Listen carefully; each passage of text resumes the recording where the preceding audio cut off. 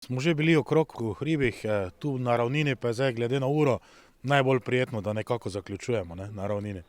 Kako pa ste bili kaj zadovoljni? Ste poznate že odprej ta okolje, ste domačin?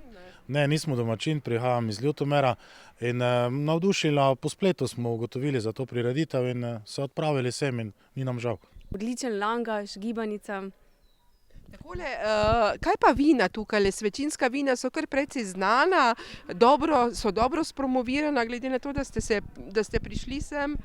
Ja, jaz mislim, da so, ne, saj mi smo tudi iz vinorodnega območja, tako da pridemo pokušati druga odlična vina in smo zelo zadovoljni. Glejte, v zadnjih časih, kaj je bila korona, se nič kaj ni dogajalo ekstra, ampak danes pa vidim, da je ogromno ljudi, pa smo začeli v centru Svečine in se počasi po kleteh premikamo vedno dalje in vidim, da je dosti ljudi, da se turizem v Sloveniji oziroma v teh krajih, da se še malo zaživi.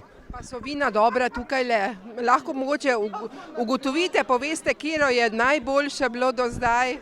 Vina so v Svečini najboljša, do zdaj je bil roze najboljši oziroma pri Mukenaveru, rumeni muškat pa je najboljši tukaj.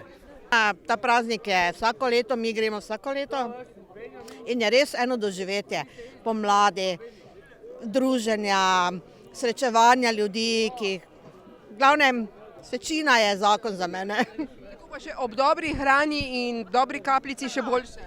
Sigurno, malo tu, malo tam, nekaj poješ, malo popiješ, malo hodiš med vinogradi in je to eno z drugim prijetno doživetje in ko prideš zvečer domov, si napolnjen z energijo, polne